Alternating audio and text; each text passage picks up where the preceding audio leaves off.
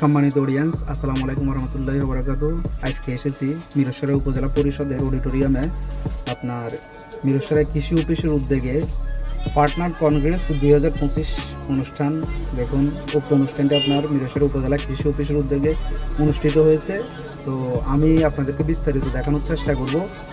আপনার অনুষ্ঠানটি এখনও পুরোপুরিভাবে শুরু হয়নি। দেখুন, দেখতে থাকুন।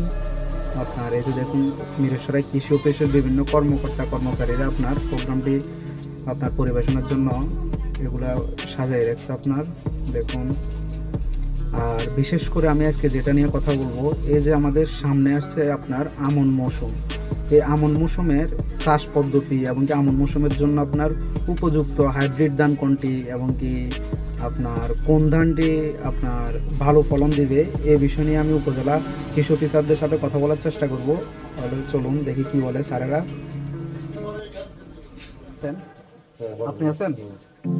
আপনি আমাকে একটা উপকার করবেন, সেটা হচ্ছে যে আমাদের এই আমন মৌসুমে, সামনে যে আমন মৌসুম আছে, আপনার আমন মৌসুমে আমাকে হাইব্রিড জাতের ধান কোনটার জন্য অ্যাডভাইস করবেন বলেন।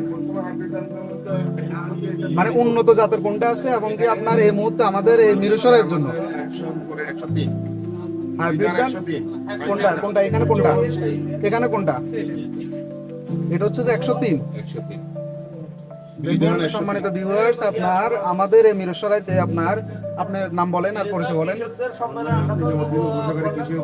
মিরসরাই আমাদের আমন মৌসুমের জন্য আমাদের আইউলিং ভ্যারাইটির মধ্যে অর্থাৎ উচ্চ পর্যায়ের জাতের মধ্যে বিডার 103 চাষ করা হয়। দেখুন সম্মানিত দর্শক শ্রোতা, সামনে আমাদের এই আপনার আমন মৌসুম তো সম্ভবত আপনার জুলাইয়ের মধ্যস্থ অবস্থায় থেকে শুরু হয় আর কি, ঠিক আছে না? এই মৌসুমের জন্য আমাদের এই সার আপনার ব্রিদান, এটা হচ্ছে দেখুন 103 জাতের ধান।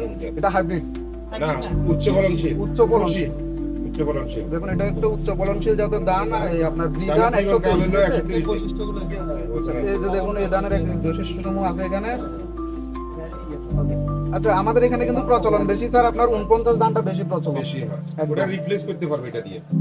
আচ্ছা, এখানে আরেকটা বিষয় আমি জানতে চাচ্ছি। দেখুন, এটা আমি যতটুকু রিসার্চ করে জানতে পারছি, এক জমিতে আপনার প্রতি বছর একই রকমের ধানের চাষ করা নাকি এটা অন্যান্য তুলনায় খারাপ দেখায় আর কি। এক জমিতে কি আপনার সব সময় এক ধরনের ধান চাষ করা উচিত নাকি বিভিন্ন পাল্টায় আপনার ব্যবহার করা? এটা ধান হোক বা সবজি হোক, যে ফসলে হোক, এক মৌসুমে এটা চাষ করলে পরবর্তী মৌসুমে এটা না করে অন্য কিছু চাষ করা ভালো। বা অন্য চাষ করা। তাহলে দেখুন সম্মানিত দর্শক, আমাদের এই স্যারও বলতেছে যে আপনার একই জমিতে আমরা মিরসরাইবাসী সবসময় কি করি, আমরা 49 ধানটা লাগাই সব সময়। এটা না করে আমরা যদি এই জাতটা আপনার পরিবর্তন করতে পারি, তাহলে সেই ক্ষেত্রে আপনার উচ্চ ফলনের আশা থাকে, ঠিক আছে না স্যার? এতে পোকামাকড় রোগবালাই কম হবে এবং ধানের ফলন বাড়বে। আচ্ছা, হাইব্রিড জাতের ধানে কিন্তু আপনার ওই বিশেষ করে আক্রমণ বেশি হয়, বিভিন্ন পোকামাকড় রোগ বলায় এগুলো তো আক্রমণ বেশি হয়, যেটা 49 আবার কম হয়। তো সম্মানিত কৃষক ভাইরা, আমি আপনাদের উদ্দেশ্যে বিশেষ করে বলতে চাই, আমাদের মিরসরাইয়ের জন্য আপনার বিশেষ করে 49 ধানটি খুবই ভালো, খুবই ভালো। আসসালামু আলাইকুম, কেমন আছেন ভাই? কি নাম আপনার? আপনি কি করেন এখানে? আচ্ছা, আপনি প্রাইভেট ফার্ম, এটা প্রাইভেট ফার্ম থেকে আসছেন কি এগ্রো? আপনার প্রাইভেট ফার্মের নামটা কি? নাইম এগ্রো। দেখুন, আপনি কি স্বত্বাধিকারী নাকি ওখানকার স্বত্বাধিকারী?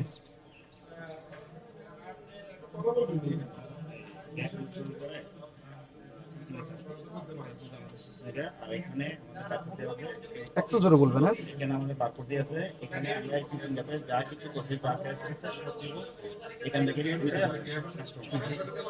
সম্মানিত ভিউয়ার্স, দেখুন এটা হচ্ছে যে আপনার নাইম এগ্রো, এটা হচ্ছে যে নুরাচড়া সীতাকুণ্ড চট্টগ্রামে অবস্থিত।